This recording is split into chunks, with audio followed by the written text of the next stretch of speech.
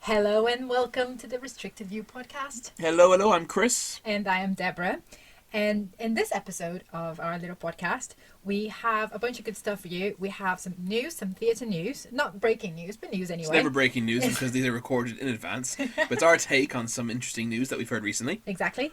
We have an exciting list. Well, we think it's exciting because lists are exciting. Exciting and a useful one. Yes, pretty useful. This one you can actually apply to your life rather than just listening and enjoying. Exactly, and we also have a bit of a rant / discussion towards the end. I would say discussion / rant, but okay. It's more of a rant. No, we'll discuss. And a great, very specific theatre tip. Yes, one of our favourites. It is for literally a tip for a specific show. But, and then a specific theatre. Yeah, but it is still a real cracker, and I have a feeling most listeners will really like this show. So. Why are we even telling them this? Yeah, this is one that we feel we should keep close to our chest. But we're no. sharing it with you. Yes, as appreciation of you listening. So I think that's it then. Without any further ado, we're going to head straight into our news.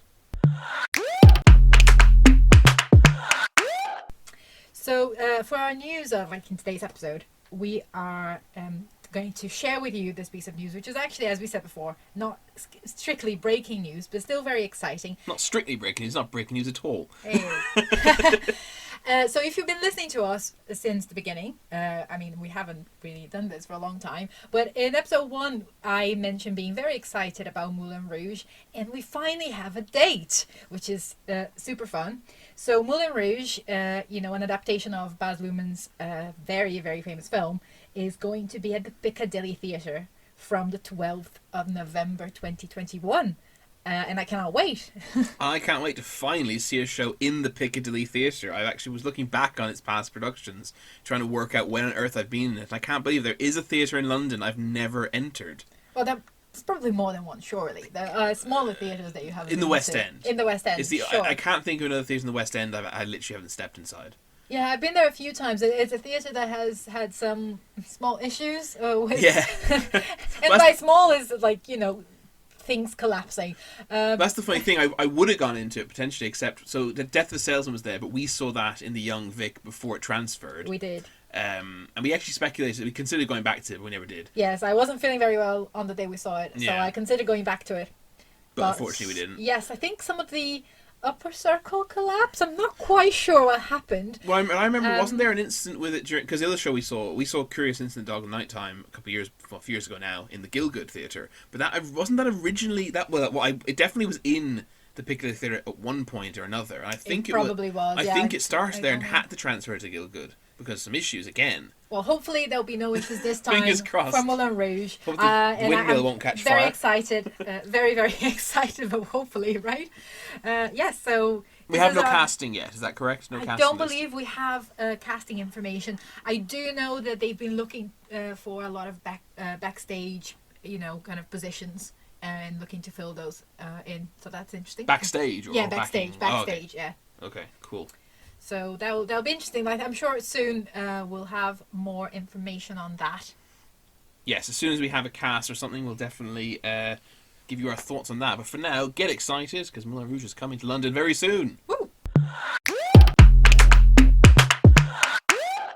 So our next section, as regular listeners will know, is called From the Cheap Seats, which is usually either a review or a list of some kind. As promised at the top of the podcast, the list this week is actually quite a useful one, hopefully for everybody, but definitely for people such as Deborah, who's not from England, and English is not their first language, and whose parents do not speak English whatsoever. Well, exactly. I've had quite a lot of experience trying to find shows I could take my parents to and that they would enjoy, even though they couldn't understand the words being said on stage.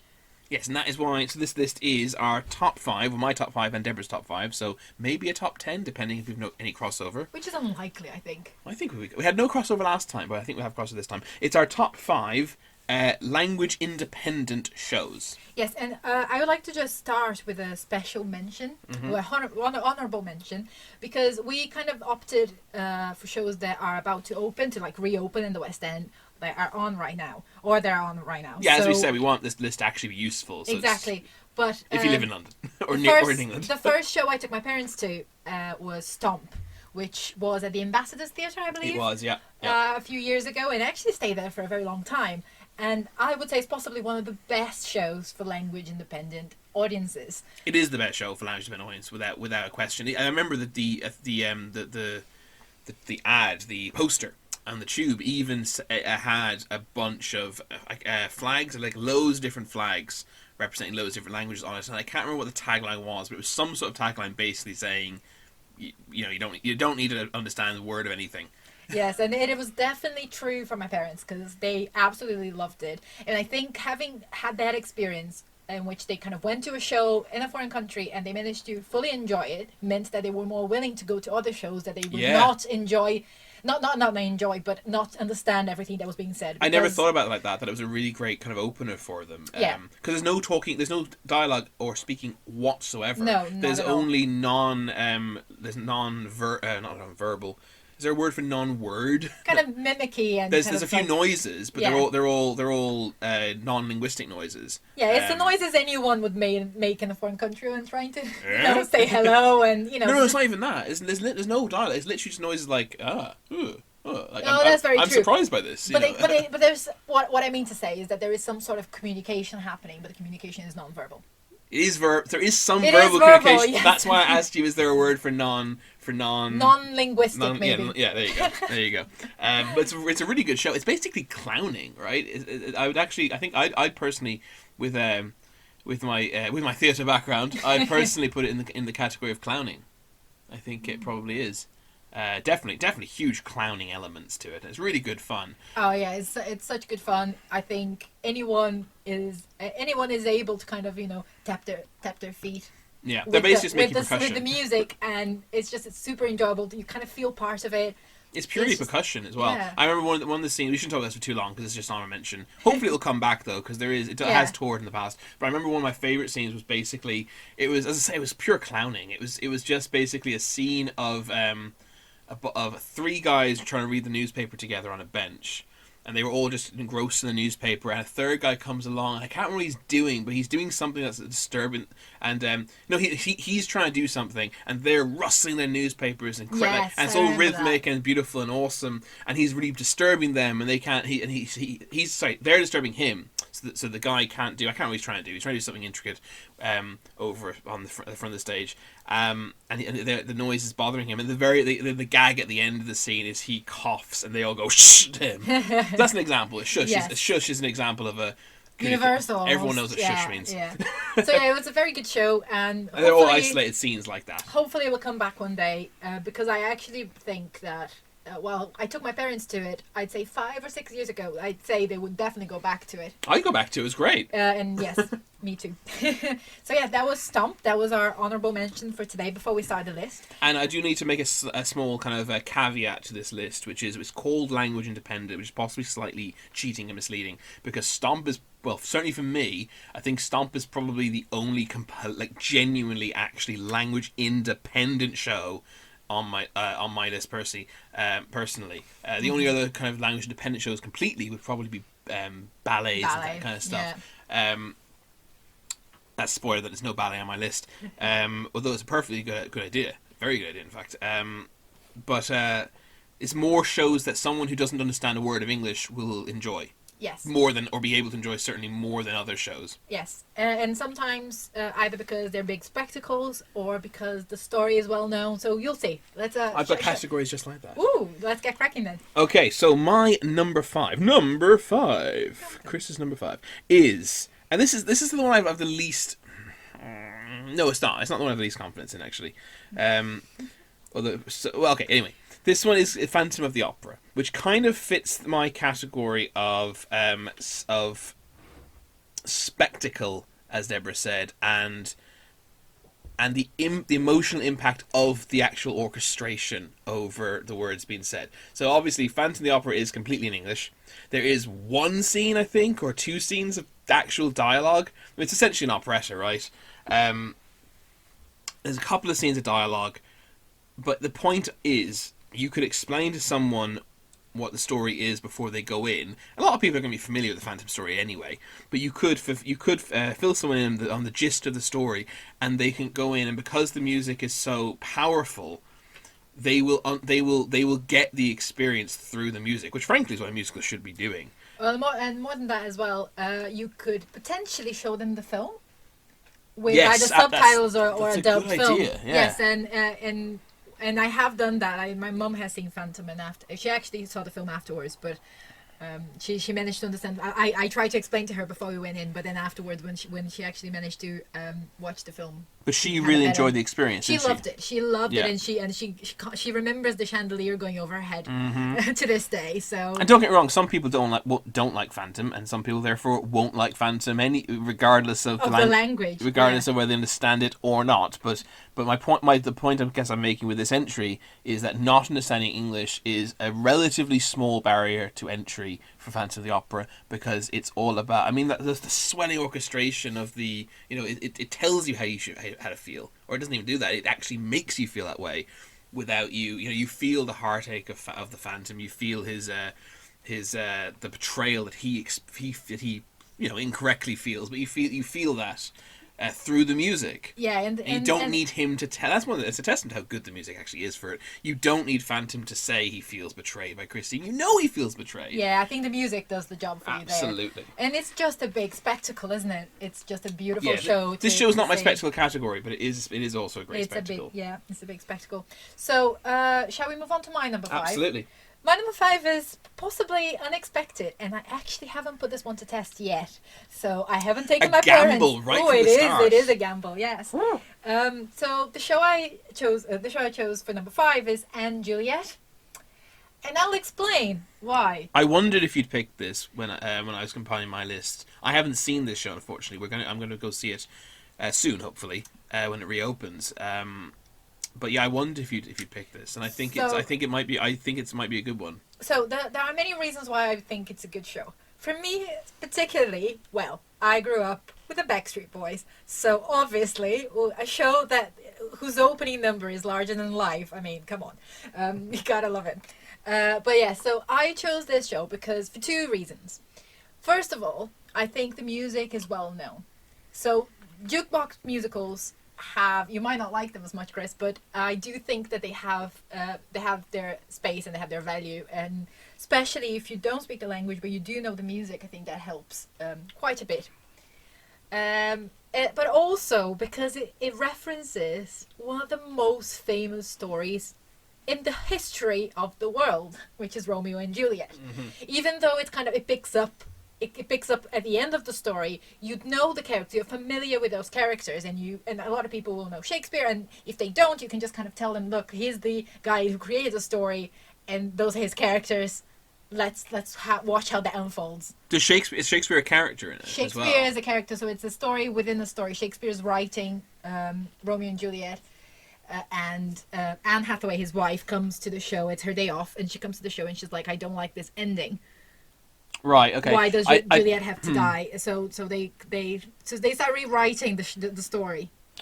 So I don't want to be a fly in the proverbial ointment, but that is quite a complex narrative structure for someone who's not understanding the words. That's very true. However, I think the story still remains similar in many ways, and also, as I said, the music's well known, and it's again a big spectacle show. Okay. Big numbers, very colourful. It's very, very beautiful show to look at. Like, the costumes are very colourful and beautiful, and they're all big, and there's a whole. It's just a lot of fun. It's a really fun show to see, and I do think my parents would enjoy it. So once I know, if you told them that Shakespeare and Anne Hathaway are being used as a framing device for this fan fiction kind of alteration to the end of the story, and then would that be enough? Do you think for them to then? I don't know. I don't even know if it's necessary. because the main story is still like sometimes the main story is broken. Well, it is necessary though, because those characters are going to get up on stage and start saying things. Yeah, but they're mainly just singing pop music, so. Sure, yeah, well, there you go. So it's very good. I mean, there's lots of great songs in it, and if you are a millennial like us, okay, maybe Chris doesn't apply to this particular aspect of being a millennial, you will know the songs. You will know Britney Spears songs, and you'll know Backstreet Boys and whatever else there is. Like it's Max Martin, I think, who produced all that music. So yeah, that's my number 5. Cool. It's Okay. number 5 as well. I mean, Yeah, it's well, that's not- what I was it's thinking. not We higher, haven't so- got to the big ones yet. The ones that really, really work. Exactly. I must hide my list from you so you can't see it. Okay, my number 4. This is the one that. So when I was kind of wondering if I say Phantom's one I have least confidence in. The only reason this one actually is number 4 instead of number 5 is because we have again taken your parents to this with perfect success. This kind of oh, that reminds me, I never mentioned, neither of us mentioned, Phantom, which was my number 5, is reopening in Her Majesty's Theatre in London on the 27th of July. Oh yes, 2021. and Juliet is reopening in the Shaftesbury Theatre on the 24th of September. So that's when to schedule your get-togethers with your friends who don't speak English. So my number 4 is Matilda, and this represents the whereas Phantom was kind of stories where the music is kind of evokes all the emotions for you. Matilda's kind of just easy stories despite dialogue. Mm-hmm. So Yes. so stories where it's just kind of like you were saying with Anne Juliet in a way, where you can basically very easily tell them the story before they go in. And again, they can And watch the film. Yeah, well, that wasn't It's not necessarily. necessary, but They can read the book as well. yeah. And this is Matilda's opening in the Cambridge Theatre on the 16th of September. Yes. And it's basically so there is actually a lot of dialogue and there's a lot of story in it, but it is unbelievably simple. Yes, and I think that I don't know who you'll be taking, but a lot of people love watching children perform. It's an odd niche, but there you go. There's a reason that there's a lot of children singing in musical theatre. Yes, and my parents definitely fit in that category. Mm-hmm. So they really enjoy. They think it's super impressive, and they love it. So they really, really enjoyed that experience. Yeah, and there's quite nice, quite clever set designs.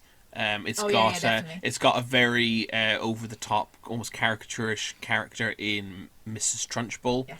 And that's kind of, like I said, it's a very simple story, right? And therefore the villain looks like a villain and walks like a villain in a ridiculous... It's a children's story, and it's quite black and white in that sense. Yeah, it's a black and white children's story. That's actually a really good way of putting it, right? And a black and white children's story does not need the dialogue. For you to know who the goodies and the baddies are. Yeah, it's a bit like, I don't know if it was Walt Disney himself who said, it's a bit like that whole thing of the best cartoon characters are the ones you can recognise from the silhouette, right? The best children's stories are the ones that you don't need to actually hear a word of to understand the story. That's true. And Matilda kind of fits that category for me anyway. So as I said, Cambridge Theatre, I can't remember the date. Have a look. I have to find it. It's the 16th of September. And I know this Yes. because of reasons. Well, what's your number 4 then, Deborah? My number 4 is actually Phantom of the Opera. I also put it there. I think we kind of talked about it enough. We definitely did today. Do you have anything you didn't mention? Any reasons to put on your list that I didn't say were the reasons I put on my list? I think I agree with your reasons. Definitely, I would definitely. You said you didn't put down as a spectacle show, but it's definitely a No, spectacle only because I had show. something else was in mind. Oh no, it is. No, actually, I eliminated my spectacle show. Oh my god. Are we gonna have to have another kind of honourable mentions at the end? No, because my logic was right. So Phantom was my it turned out it was a spectacle show, and then I could mention others that I put in the same category, but Phantom I think is the best of them. Yeah, fair enough. So like Wicked, for example, is quite a spectacle show. Yes. But I would say Phantom's a better show to bring a non-English speaker to. I agree. Matilda's the easy story show. I can't think of anyone off the top of my head actually. That wouldn't fit another category better. Mm-hmm. But Yes, Phantom is a show that will definitely take my parents to, and I think anyone could enjoy it. And it's one of the reasons why it's such a big show in the West End to this day. It's always full. It's it's always full of tourists, and people who actually live in London also wanted to see it again, like us. But it's still like surprisingly hard to get tickets for. So it's Well, it's not that hard. It's not just hard. The cheap ones go really quickly. Yes, It's very and expensive. it's very appealing. It's a very appealing show to tourists. I think it's a great day out, as like a night out at the theatre. Oh yeah, classic Classic theatre show. night out. Yeah, Okay, so that was your number 4, wasn't it? that was my number 4. Okay, my number 3 is sort of similar in a way to the easy stories to understand, but for a different reason, because the stories are often much more complex. So my number 3 is The Prince of Egypt, which we have seen. Deborah wasn't massively keen on. I enjoyed it. It wasn't the best show in the world, but I certainly got my money's worth for it. I think it suffered for me because we saw it right after we saw Blood Brothers, and one day we'll talk about how much we love that show. But actually, Prince of Egypt, I think, also is a spectacle. Also would meet the category of spectacle show. But yes, definitely. But the kind of category I made up for it is kind of, which is very weird and niche, is biblical, which is basically a kind of a subcategory of stories that everyone knows, right? Yeah. Which again, it all crosses over. One can argue Matilda's a story that most people know, but certainly because the movie came out in the 90s, right? So Prince of Egypt, another one would be like, for example, would be Joseph. All these, there's a lot of shows. Jesus Christ Superstar, right? That's not available to see right now, but there's a lot of shows based on biblical stories, and regardless of whether you're a Christian or not, there's a decent chance that you have some understanding of biblical stories. Obviously, if you don't, then I guess this one is less good for you. But again, they're pretty. I think most people have some vague understanding of biblical stories that could then be quite easily. You could then quite easily have that fleshed out before you went into the theatre. Definitely. So the Prince of Egypt it's based the story. It's based on the DreamWorks film. It has some really cracking numbers in it. It's got some amazing spectacle. I was a little disappointed by some of the magic tricks. I was kind of really expecting, because I remember some of the magic, like staff training to the snakes and all that. And one of the best songs from the music from this movie. I can't remember if it's called, but it's something along the lines from of the DreamWorks. Yeah, something like playing with the two high priests sing "Playing with the Big Boys" now. It's a really fun song, and then I was really excited for that number, and they didn't happen. A bit like when they took "Be Prepared" out of the remake of The Lion King. So there were some decisions I was kind of upset with. But then the flood looked awesome, right? Yeah. The flood looked really cool. So there was some great. So they were capable. They clearly had the budget and the artistic vision to do these incredible effects. But then they kind of just dropped the ball on a few things here and there. Yes.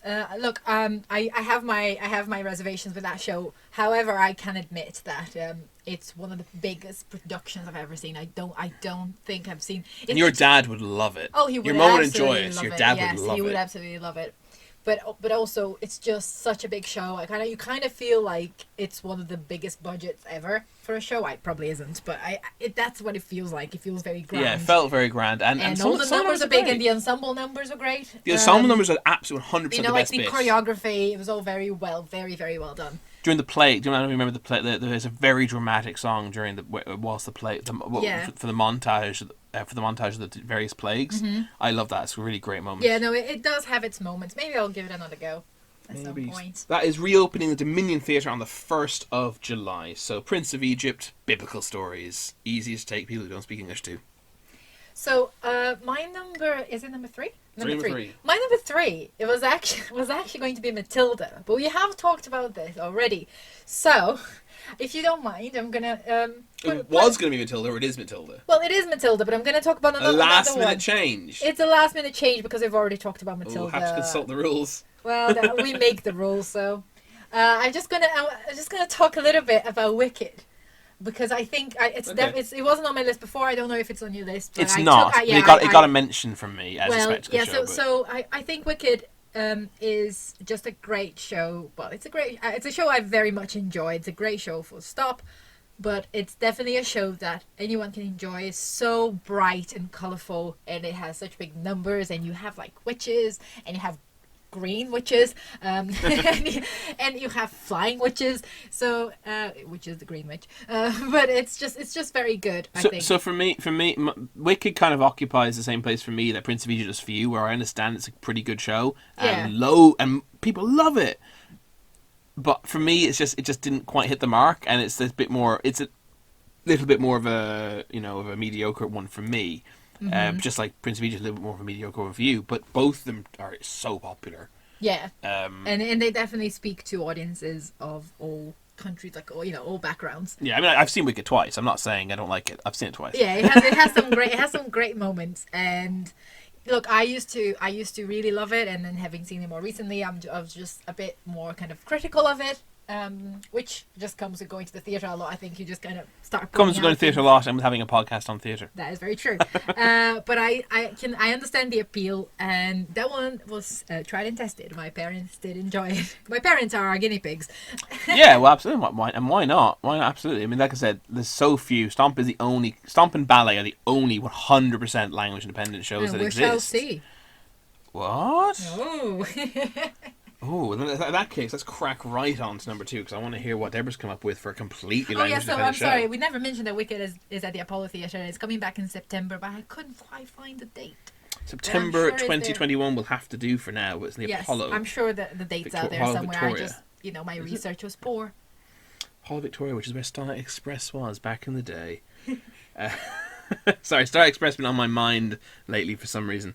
Right, my number 2. So here's the thing. This is me. This is my professionalism shining through. Let's see how that goes. Because I've picked a jukebox musical for my number 2, because I think that jukebox is one of the best categories for language events. Agreed. In my pretend little subcategory thing that I made, where I tried to keep one from each of my subcategories. And I've even picked jukebox musical, but I'm not massively keen on, which is Mamma Mia.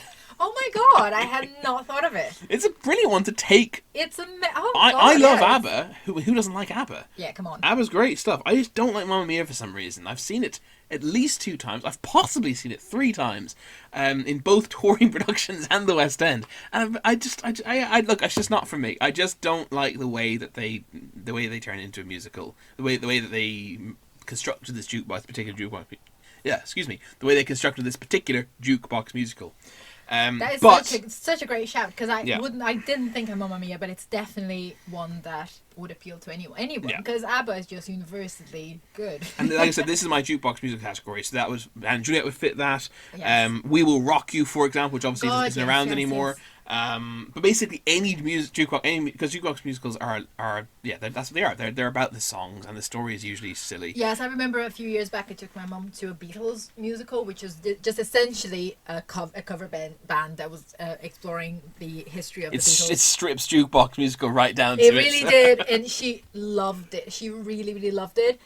Your mum's a big Beatles fan, isn't she? Yeah, she is. Yeah. So it's always a good choice, I think, if you don't know what to go for, jukebox musicals. I mean, the end of if I remember rightly, it's like a Megamix style thing at the end of Mamma Mia, which is literally just a bit like a jukebox moment where for 10 minutes they sing snippets of ABBA songs. We all love the Megamixes at the end. Come on. So Mamma Mia's opening, or rather I should say reopening, in the Novello Theatre. Oh, I have never been to that theatre. I actually don't know if I must have been, because I think I've seen Mamma Mia in the West End. Well, but anyway, 25th of August. Oh, not 2021. Not too long to go. No, so that's Mamma Mia. Cool. So my number 2. Oh, here we go again. Oh, come on. My number 2 is in a category that I call Disney. Don't lie, you didn't have subcat. I did. I did. This is my because invention. actually, we did not consult on the magical subcategories. No, he didn't. But before I wrote this down, I actually put down Disney musicals. But then I decided I had to be more specific, so I chose The Lion King as my number 2. Again, I think Disney musicals all fit this category, like Aladdin and Mary Poppins and all musicals that are based on Disney films. And are just like such well-known stories. They're such big musicals. The spectacle factor is through the roof. So they're always a good show, I think, to go to. And again, people really know the story, so it's easy. I think the excitement in the audience, because I think most people going to these shows know the story, have seen the film many times, have grown up with it sometimes. So I think there's a buzz in the audience that you don't necessarily get with all shows. So yeah, that's my number 2, Lion King. I'll just say it now then, because it will save us a bit of time. Go for it. That my number one is Lion King, and I'm very shocked at you that Disney didn't make number one, because Disney is the best language independent thing, I feel, in the theater, apart from, as we keep saying. I just wanted to be surprising. Yeah, well, I mean, so again, like you said, Mary Poppins was something I thought about. The reason it's not on my list is, again, I was trying to restrict myself to one from each of these subcategories. But Mary Poppins equally could have taken the place here, but it's not as good a fit, because I do think Lion King is probably is probably more, even more familiar for people, and also it's got a permanent place in the Lyceum Theatre, whereas Mary Poppins is closing, I think, at the end of this year, or possibly before that. I love Mary Poppins. Possibly early next year. But yes, I mean, Aladdin would have been a good one for this category, but it's closed, unfortunately. Mm-hmm. But yeah, basically, look, Lion King. Disney, in general, yes. So Lion King is reopening at the Lyceum Theatre on the 29th of July. And Mary Poppins is in the Prince Edward, and it's reopening in August, I believe. I can't quite remember which sometime date. in August, I think, yeah. But... So that's Disney musicals, and that's your number one. That's Lion King number one. Lion King is mine, even though it's far from my number one musical. Again, it's my professionalism shining through.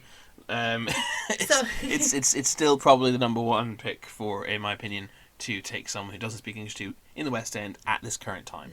That's true. And so my number one is, and I did some research and I found out that it's coming to London, so I think it's valid.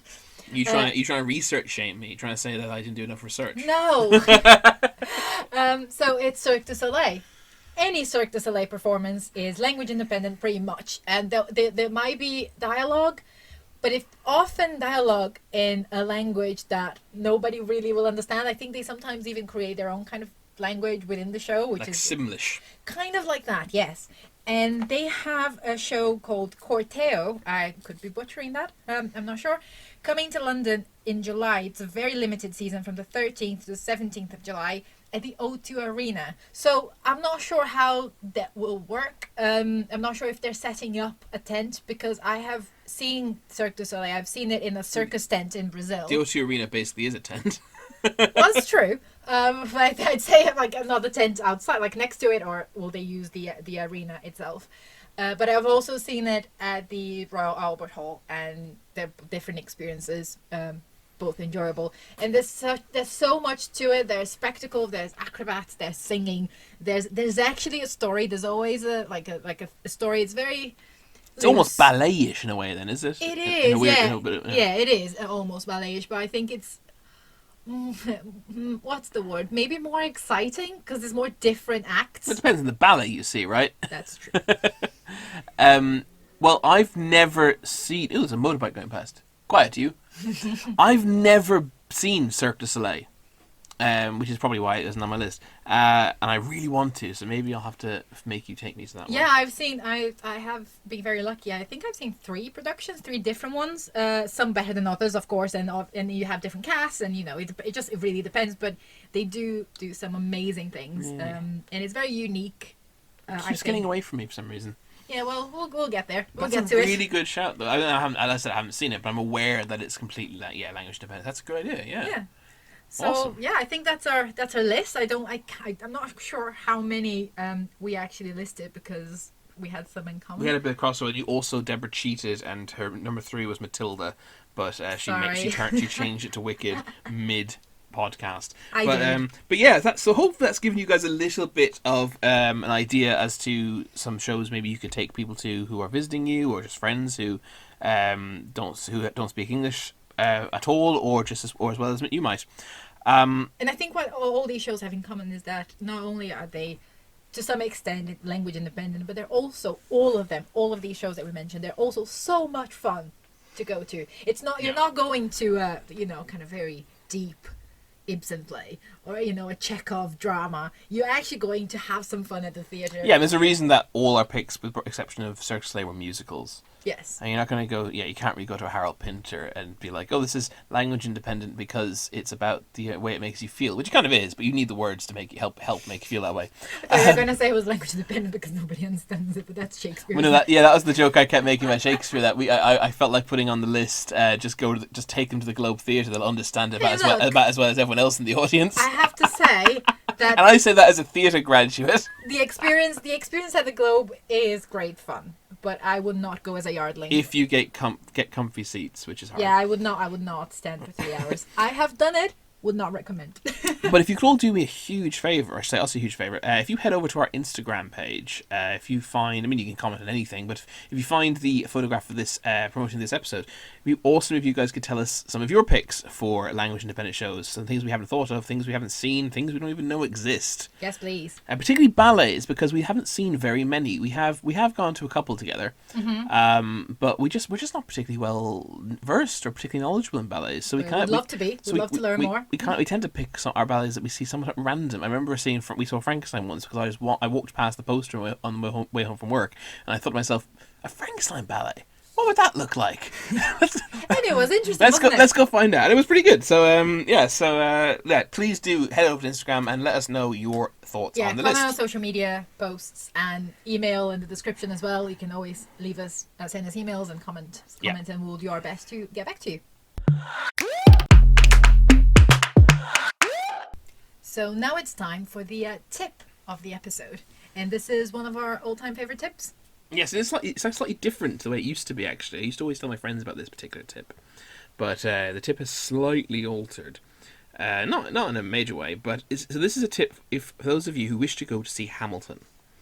Which is everybody, sure. Which is reopening at the Victoria Palace Theatre, whenabouts? On the 19th of August. On the 19th of August. Okay, so this tip is basically about value for money. Now, look, if you want to spend, if money's no object and you want to spend whatever you need to spend to get the absolute best seats in the house, awesome. More power to you. Go for it. But here at Restricted View, we see quite a lot of shows, and sometimes we want to spend as little money as possible while still being able to have a not so restricted view. Yes, not a pillar in front of us is ideal. So the general version of this tip is that we have found, and this is always theatre specific, so do always use seat plans we talked about in the past, but generally speaking, the best value for money is going to be the front row of the grand or upper circle, the third level. The balcony, if there's a fourth level to the theatre, is usually... It depends on the theatre. It depends on the theatre, as I say. But yes. You've now entered the point where the view is deteriorating at a faster rate than the price. Agreed. But in the upper circle / grand circle, again, generally speaking, it's the other way around, and the price goes down quicker than the view. Mm-hmm. And the significance to Hamilton is that in the past, the two... not aisles, because that's the other way. The two columns of seats immediately flanking the central vacant aisle were deemed restricted view, even though they absolutely were not, and they used to be half the price of the seat next to them. Now the prices have had a alteration for the reopening. Which is why it's tips. Which is actually for the better. It's for the better in general. It makes the tip slightly less useful than it was this time last year, where it was literally saving you half the price. Oh, this time the year before last, because last year. Oh yes, that's sad. Yeah. But the point is, the front two rows of Hamilton, of the upper circle in the Victoria Palace Theatre for Hamilton, are cost £37.50, and so do all the seats. All the seats in the two columns immediately to the left and immediately to the right of the central aisle, because again they are deemed restricted because the railing in the front of the upper circle comes up like an additional half a foot that doesn't in any way impede your view of the stage. It really does not. And the seats immediately behind it is like the third row is £50 and then £65 pretty much all the way to the back. Yeah, so you can basically sit in a semicircle around somebody who's arbitrarily paid 15 quid more than you for a seat that's frankly worse because it's further back and further off center. Yeah. So as I said, the tip is not as awesome as it was a couple of years ago when you could sit next to someone knowing they spent twice the price as you to sit next to you and have the same view. But it's still a really good tip. And so basically the one sentence takeaway from this is the £37.50 seats in the Victoria Palace Theatre for Hamilton, obviously get as central as you can, or without a shadow of doubt, take this from someone who sat in the front of the stalls, the premium seat in the stalls, and the upper circle. Absolute best value for money. They definitely are, yes. And as is the case with most of the front row of the upper or grand circle in theatres, those are usually the ones to look out for. So if you're trying to go to more shows, that's a way to do it. And remember, don't take our word for it. Go to Seat Plan and have a look. Yes. That's it. £37.50. Go see Hamilton. Sit in the upper circle. If you can, front and centre. Don't throw away your shot. So on to the final section of the episode. This is our section called Far Too Many Notes. And this time we do have a lot of notes. Yes, and Phantom has had several references this episode, so it's even better. So this is going to be on theatre etiquette. That's the discussion point, or rant point, potentially, according to Deborah, for this particular episode. So basically, how to start? So I'm actually going to let you start, because you can start ranting, and then I can try and reel us back into discussion. Okay. So when we say ranting, it's just because as we were thinking of etiquette or of expected etiquette, at least for us, it was impossible not to think of pet peeves in the theatre and things that people do that really, really annoy us. And I'm sure we're not alone. So I'll start with my main thing at the theatre, and I feel that this should be the case for everyone, and it's so rare that people do this, but it's turn off your phone. Turn off your mobile phone. No, don't just silence it, turn it off. Yeah. Like a light switch. Yeah, it is a fascinating question. I find this annoying in cinemas, but it doesn't bother me as much in cinemas, because I've usually paid a £5 to be there. But in a theatre, I've paid a lot of money potentially to be there, and it bewilders me that somebody can go there and spend that presumably the same amount of money as me, and then just sit on their phone. Yes, and it's really, really rude to begin with. It's rude to the people around you, and it's rude to the actors. I remember once seeing Carrie Hope Fletcher talk about she was playing Eponine in Les Mis, and she was talking about how annoying it was when she was singing, for example, when she was doing her solo, she was singing On My Own, and she could see a light coming from the upper circle, because she can see people are on their phones, and then you start questioning, and I assume she's not the only one, but just thinking, so am I being really dull? Am I doing a really terrible job of this? Why are they on their phones?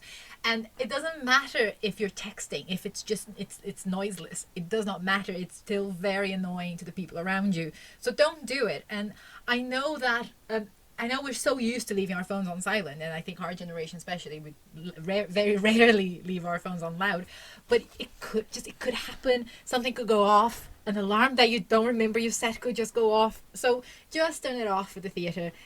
You're respecting your own money, because you paid to be there, but also other people's investment in that time, and also the actors. Yeah, I mean, if you're expecting a phone call or worried about something enough that you're going to be checking the theatre, then maybe you shouldn't be going to that performance. Yes. I mean, Deborah once chose to lose an opportunity to sit in the Royal Box in the Majesty's Theatre because she had something that she knew she'd be worried about, and she wanted to be able to check her phone constantly. Yes. And she chose not to go.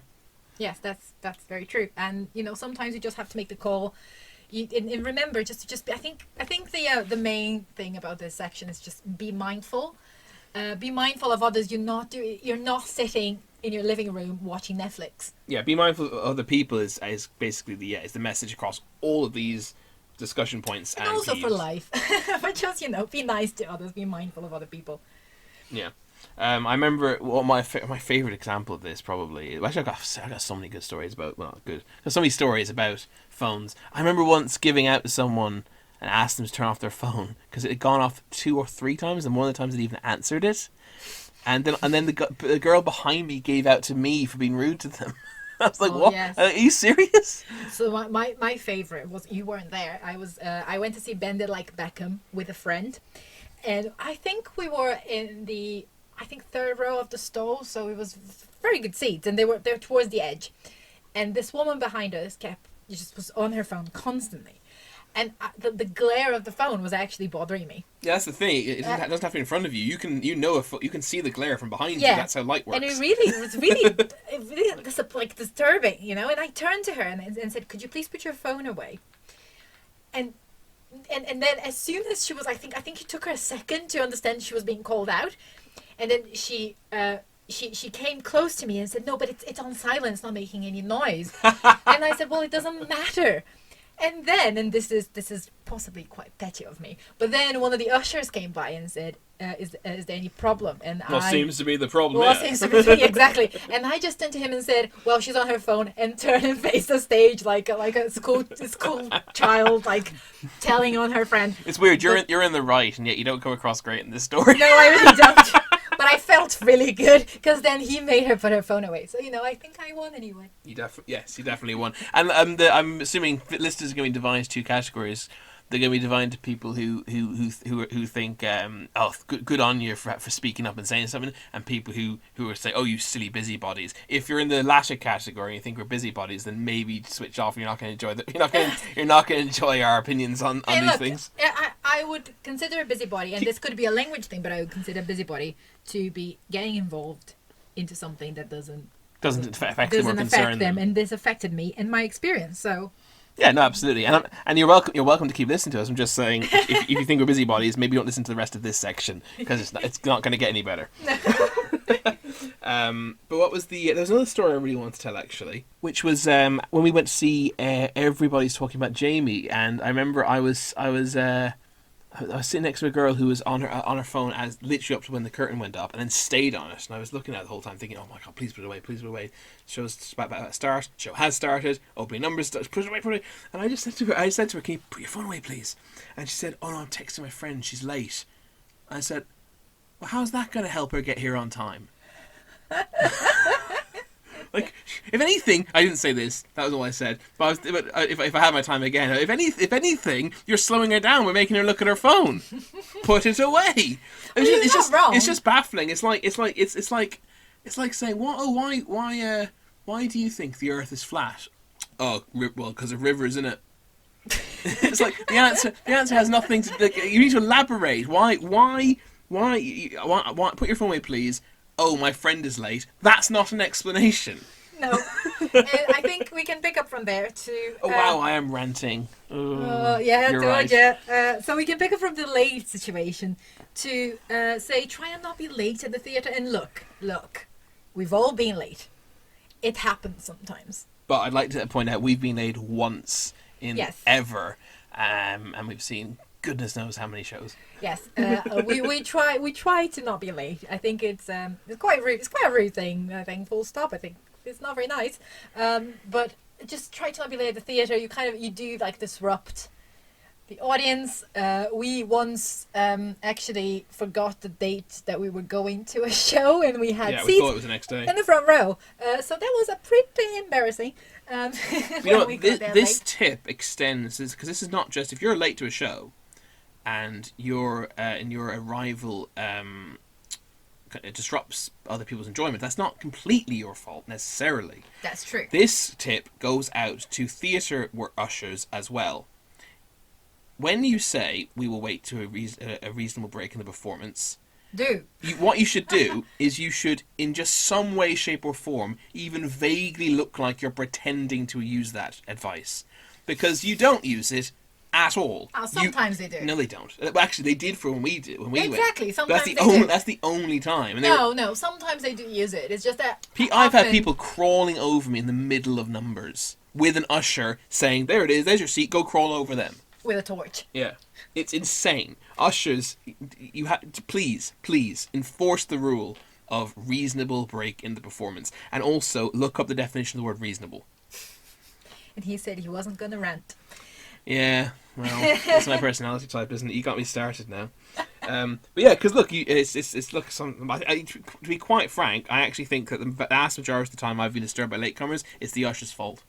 Oh, the ushers do such a good job, but not. Ushers do a great job, but they do not do it. But theatre ushers in general. And look, if maybe it's your manager's, everything is the manager's fault ultimately, right? Don't get me wrong. Well, that's how business works, right? Mm-hmm. If you're an usher and you're thinking, well, I have no choice. My manager tells me to do that. Well, then it's the manager's fault. Don't worry, I'm not blaming you in that case. But whoever's in charge of it in the theatre of enforcing that rule, get better. You're not doing good. You're not doing well enough. It's as simple as that. Sometimes you got. Brutal. Chris is brutal. Look, sometimes the truth hurts. It's true. So but let us know your thoughts on that again on the Instagram. Please. We know everyone has emergencies, and sometimes we make it late, or like us, you forget you were going to a show. Yeah, look, stuff happens. Tim Howard had to leave during the interval of the opening performance of Chess a few years ago because his baby was being born. Yeah, things like life happens. That's fine. Just be mindful of others.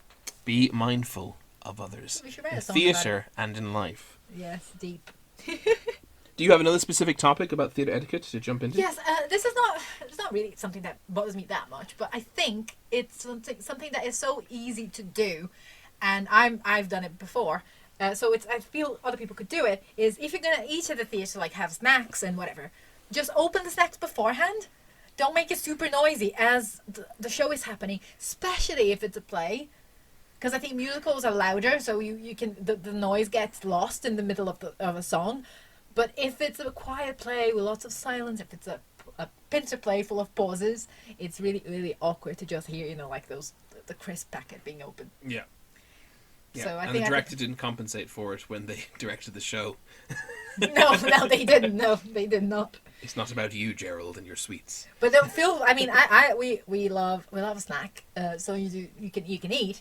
I don't mind that at all. It's just just be a bit quiet when you're doing it. Just open the noisy packet before the show starts. Yeah, make it accessible. Make sure you know where it is. Make sure you know where your sweets are before the show starts. And I think that goes for cinema. Or if you're going to eat something very unusual during the theater, then do what this guy did and do it during the interval when it doesn't matter. Not a problem.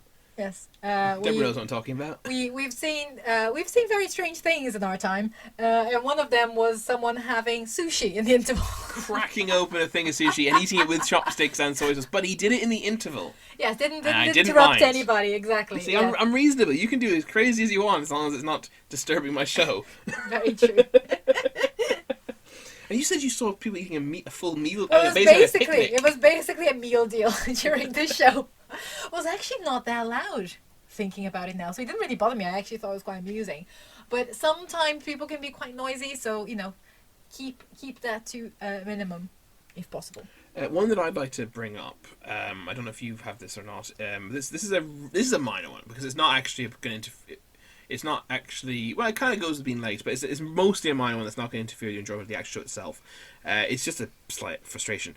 When you are taking your seats, ideally before the show started, please have a look and see where your seats are and which side you should be entering from and how many people you have to climb over. Because the number of times that I've seen people elect to clamber over 18 people through an aisle. Sometimes elderly people with mobility issues, people with a broken leg in a cast, who really don't want to have you step on it, when all they had to do was walk around and clamber over nobody to sit in their actual seats. Yes, that happens very often. I think we see that a lot. That people just elect the wrong place to enter. And usually in your ticket you'll have an entrance door, or the usher will tell you which door to use, and that's possibly the best one.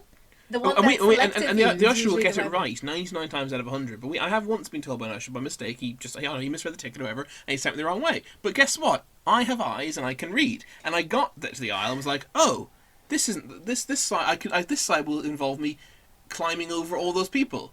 Look, there's no one over there. It might I'll not walk even around. been a mistake. Maybe it was just that the people on that side had already taken their seats, whereas the people on the other side hadn't taken their seats. Because that also happens. Sometimes it's easier to get to your seat through one of the sides, but then that side, all of the other seats have been taken up already. So it'd be easier to actually use the other side. So I just use a bit of common sense. A bit of common sense. Don't climb over people if you don't need to climb over people. Quite. That should just be like something for life. Another good lesson for life. Don't climb over people. And this one's kind of a tip, actually. If you ever do see a member of the theatre technical crew on their phone during the show, definitely mention it to the theatre manager, because you'll be given a free ticket to come back and see the show from the Royal Box. If you're annoying enough. Which is my like Chris. Well, I once saw basically during Phantom, a spotlight operator had their phone on loud, and I was sitting next to the spotlight operator, and it went off during a quite quiet, silent, somber moment. And I look, it's the kind of person I am. I asked to speak to the theatre manager and explain, and it said I didn't think this was good enough. I'm surprised that these technical staff have their phones on whilst performing. She tried to give me all kinds of excuses. Unfortunately for her, my brother-in-law works in technical theatre, so most of these excuses I knew weren't true. Or at least if they were true, some very odd practices that didn't make any sense. But in fairness, she was a absolutely lovely woman, and decided to offer us a free return. Yeah, the theatre manager. Yes, indeed. And unfortunately, as I mentioned before, Deborah couldn't make it because but you enjoyed it, and your parents enjoyed it. It was pretty awesome. I'll get there. I'll get to the royal box. But basically, this theatre etiquette applies to the actors, to the crew, and to the audience. All of us, let's work together and engage in positive, good theatre etiquette. Also, because the theatre experience is a shared experience, and I think we should always be mindful of other people. Yeah, well said. What else? What other notes do you have? I've only got one more kind of general topic in theatre etiquette to discuss. What about you? Yes, I think I also only have one. You go for it. Probably the same one then. Let's see. So, this is probably the one that's most open to debate and discussion, so definitely let us know what you think of clapping in the theatre. So head over to Instagram again. Do comment, please. It's not the same one I have. Do comment, please, on the head over to Instagram. Do comment, please, on the Instagrams on this episode's photograph, and let us know what you think about clapping in the theatre. So, people have different opinions on this. My personal preference for musicals would be that people don't clap until the interval and the end of the second act. Yes, I didn't really have a preference, I think, before I met you, but... So this one's more discussion than rant. Yeah, I didn't really have a preference before I met you, but I think now I strive to do that unless I was very, very moved by a number. But definitely... That's why this is a discussion rather than rant. I can understand, because there are some big numbers that almost demand applause, right? Yes, and also I think that the shows have made room for the applause as well. Sometimes they have and sometimes they haven't, and that's why maybe rather than saying that's what I want, maybe what I should say is I would like people to stop clapping after every number by default. Yeah, because like and he had to read the room. He had to clap after Pity the Child, for example. Yeah, well that's all actually the example I thought of as well. You had to because it was so good. That's Chess, by the way, and Tim Howard did such a brilliant job of that. So I think that so even though this is open for debate. If you think you should clap after or not after songs, definitely don't clap during a song. Yeah, my goodness. So if you don't know if the song's over, maybe just don't. Yeah, because it's fine. It's fine that like lots of songs have false endings. They do, and most of us, and I include myself in this, don't really understand music and how it works. I just enjoy it, so I don't really know if it's about to end or not. And if I don't know, I'll just don't clap. And lots of songs, especially in operetta style shows. Lots of songs lead directly and immediately into sung or spoken dialogue. Yeah. Which still set to if it's spoken dialogue, it's still set to music, and the conductor's not going to stop. Yeah. Because what you have to remember about conductors is they don't care what the actors are doing, and they sure as heck don't care what the audience is doing. They are simply going to be they're simply conducting their orchestra. Yes, and I think speaking of clapping as well, it's not exactly that. But it's also audience interference in a way. And this one, I don't really think it's up for debate. Yeah. Don't sing along unless asked to do so. Yeah. Unless it's like usually the mega mix at the end where everyone can dance and sing along. Or some shows just at various points throughout them do have moments of requested audience interaction. Yeah, but usually I just don't do it. People around you will have paid money to see those actors on stage perform their craft rather than you. You can do that in the shower. Yeah, this one's not up for debate, but I do know there are people out there who disagree and think that when they buy tickets to the theatre, they have the right to sing along to it. And if you're one of those people, you're wrong. Don't do it. Yeah, I mean, I usually don't like to be so confrontational. Yeah, it's a confrontational, but I have to agree with that. I don't think it should be done at all. You can the clapping definitely up for debate. Oh, I actually never mentioned the fact that one of the clapping things, and also this is I think again up for debate, is the fact that I personally don't like but when famous actors are cast in a play, they tend to get all of the applause as soon as they step on stage. No, this one's not up for debate either for me. If it was, do not applaud someone for breathing the same air as you. Yeah. It's a crazy idea when someone when I'm trying to think of an example that we've had. I don't know. Did people applaud when Tom Hiddleston walked out in Betrayal? They probably did. They applaud when he walked in, but not for the others. And they applaud. I think they applauded Kit Harington as well in True West. Oh yeah. So no, they didn't. Because was he there? Because thankfully he was on set. The director was very clever and set him on stage before the show starts. So whilst you're walking to the theatre, he's sitting there writing. Yeah. Which was very good. Very true. But often is the case that if you have a big start, they get a lot of applause as soon as I saw Gillian Anderson in All About Eve. Mm-hmm. She got a lot of applause, and it actually disrupts. I assume, I'm not an actor, but I assume it disrupts the flow. Because they do have to wait a lot of the time so they can keep going with the scene. Because if you're only going to that show to see that actor, that's your choice and that's fine. But I would actually recommend save your money and just go and stand outside stage door. Yeah. Then you can meet them for free. That's true. Without randomly clapping when they wander onto the stage and I'm trying to listen to their dialogue. Yeah, and it's usually... Wow, I'm very ranty. Yeah, super ranty. But it usually happens with plays as well, rather than musicals. I think musicals by the very nature of them, it's rarer for musicals to cast huge like Hollywood names because usually they can't sing. Yeah. Oh yes. You know. But so with plays you do get big names, big very famous people, and I don't know, man. You'll have had other actors acting in that play before the actor came on stage. And nobody reacted to them, and sometimes they've been in the business for much longer than the famous person from Game of Thrones. So just I don't know, give them all equal respect, I guess, and wait for your favorite to prove themselves. Yeah, it's a culture, right? I mean, like in if you go to a classical concert, no one claps between movements, and you would get a lot of tuts and stink eye if you did. And that's the culture. But I'm not saying necessarily I'm not saying that's the right culture either necessarily. Although I certainly personally prefer it. And I think we've possibly gone a bit too far in musicals today. People clap after every number. People clap at held notes. People clap at particularly high notes. Even when sometimes the song has been transposed down for them, people can't tell. And that is very shady, Chris. Well, actually, the Piece of the Child was transposed slightly down for Tim Howard, but he did such an incredible job. Who cares?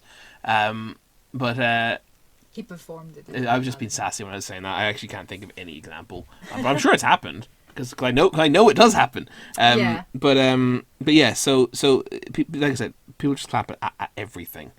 Everything. People wandering on stage, high notes, held notes, end of a song, false end for a song.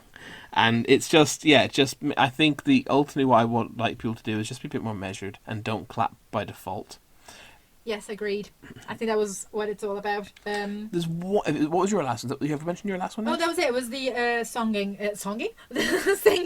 Singing along. Yeah. Yeah. There's one actually. I thought I was done, but actually, there's one more thing I kind of want to bring up. This is again. We're never done with ranting. This isn't a rant again. This is more of a discussion one again. Although I'll probably end up ranting. But so I'd forgotten about this one. But standing ovations. Well. That's so this isn't really theatre etiquette. What kind of is theatre etiquette? But is it? It isn't. Yeah, okay. It seems a good point to talk about this briefly, which is basically, in my experience, having gone to maybe 150 shows in the last 3 years, excluding last year, obviously. In my experience, is that 75 to 80% of the shows will get a standing ovation. Right. Even if they weren't very good. Mm-hmm. Which means so people seem to now believe that standing ovation is the default reaction. And I think this is true for especially musicals and plays with famous actors in them. Yeah, the famous actor always gets a big standing ovation. Again, even when they're not particularly good. Yeah. But Yeah, I do understand what you're saying. I think you're talking about like criteria and which ones actually deserve that standing ovation. But I think to be a little bit of a devil's advocate here, we have seen a lot of shows. We've seen, as you said, about 150 in like 3 years. I just realised actually, so we've seen quite a lot more than that. That's actually quite a conservative estimate. Yeah, but so we've become pickier. And like kind of more, we expect a lot. That's a good point. And there will be people who will be going to one show that year. And like, oh my god, I didn't realize theatre was this good. Exactly. So maybe that's a good thing for theatre that people are doing that because they realize that they love it. So I think that's I think for that one, there's definitely two sides. There's two sides to it. Yeah, you're right. Because we are very privileged to be able to go so often, where some people aren't. I'm the grumpy guy though, who you've occasionally seen. If you've ever sat next to a guy in a theatre who refuses to stand up, it's Chris. It's me. I have, and it's awkward. In the front row as well. I refused to stand up in the front row at True West when everyone around me was standing up, and it was very funny. But that was a fantastic show, but the ending was so. It was weird. There's a really I don't want to be, because it'll be specifically criticizing a specific person. And I don't want to do that so harshly, but basically the last 5 to 10 minutes of that show were I was left so dumbfounded by how poor some of the acting and directing decisions were. Yeah. That I actually that was 100% gonna be a standing ovation from me.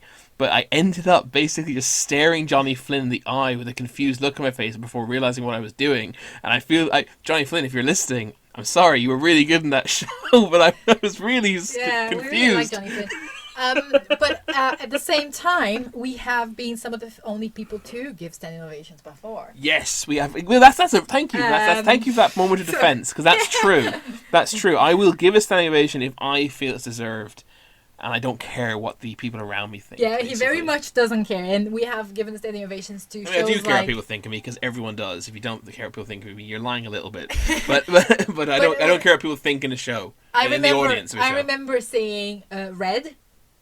Oh yeah. With Alfred Molina, and we were at the very back, and I think we were some of the few people to stand up. There are other people did stand up, but it was a marvelous show. And I was actually guilty of maybe some poor theatre etiquette in that show by accident, which was, there was a particular moment in that show which I found kind of jaw dropping, and I audibly went "wow" at one point, and the woman next to me did have a moment of what's the matter with you? So I'm sorry, random woman from Red. Have you never seen the show before? I don't think she was particularly bothered by it, but she just kind of gave me a look as if to say, what's wrong? It was a wow moment in your defense. Yeah. But also, I think Summer and Smoke as well. Not everyone stood up for that, and we did. Tennessee Williams, as you know, my one true love. But yeah. Yeah. So we do have our moments. I think. So I guess what I would request then, is basically give us an innovation if you think it's deserved, and if you think it's deserved because you haven't seen many shows before, then that's fine. That's fine. If you're excited about theatre as well, I guess, and you know. Yeah, if you're having a moment of I didn't realize theatre could be this good, then go for it, please. Exactly. But basically, you know, if I don't know, if you saw a show and you gave us a standing ovation, and then a little while later you see another show that's not quite as good, maybe don't give this one a standing ovation. Maybe reserve that one for the ones that really deserve it. And if you had a theatre in the future and there is a standing ovation happening, and you see one guy sitting down, have a look and see if it's not Chris, because it could be Chris. Pop over and say hi.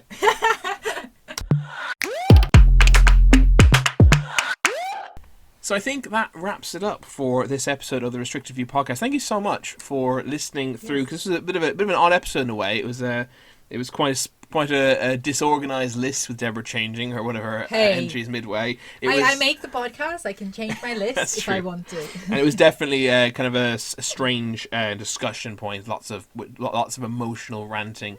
So as I said, that's what we're here for. As I keep saying, please do offer your insight by commenting over on Instagram. I really genuinely would like to know.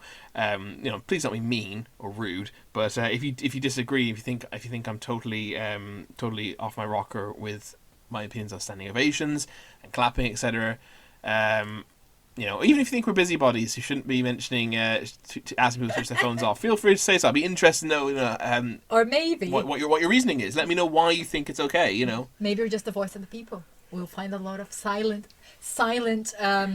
rants that were breeding inside that will come out now. Who knows? But yeah, so do let us know. And as I said, thank you so much for sticking through it. It was a slightly unusual and less orthodox podcast than usual from us. But we really do appreciate your audience. Yes, very much so. And we will see you, or rather, you will listen to us next time.